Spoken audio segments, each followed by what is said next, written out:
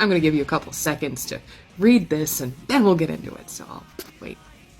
Now, I want to be very clear, the following is going to be a merciless roast, but as an advocate and educator, I think it's important that we use opportunities like these as teaching moments. In fact, I thought that this was so much of a learning opportunity that I literally reset up the Learning Center. That's right, I remodeled my house because of you. You know that people with ADHD are statistically more likely to struggle with their weight? Statistically speaking, girls with ADHD are 3 times more likely to develop an eating disorder than those without. And on top of that, regardless of gender, people with ADHD tend to struggle with binge eating. It has to do with a lack of impulse control, dopamine-seeking behavior, hyperfixation, time blindness. And did you know that by age 9, kids with ADHD statistically experience more negative feelings about their body? Negative body image, low self-esteem, wanting to hurt themselves, trying reckless diets. That's just ADHD. That's not even mentioning the fact that girls with ADHD are 2.5 times more likely to experience depression. Now, I'm one of those people.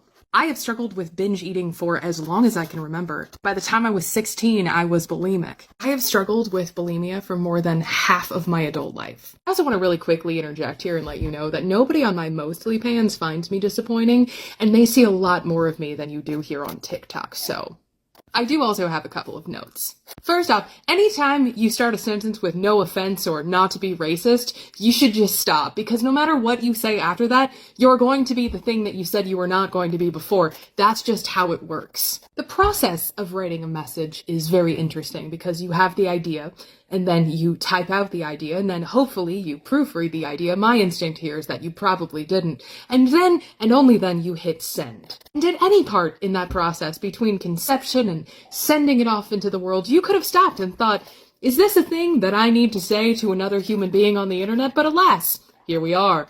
You said that you thought that I might like the feedback, so here's a fun game that I've developed for you to play at home.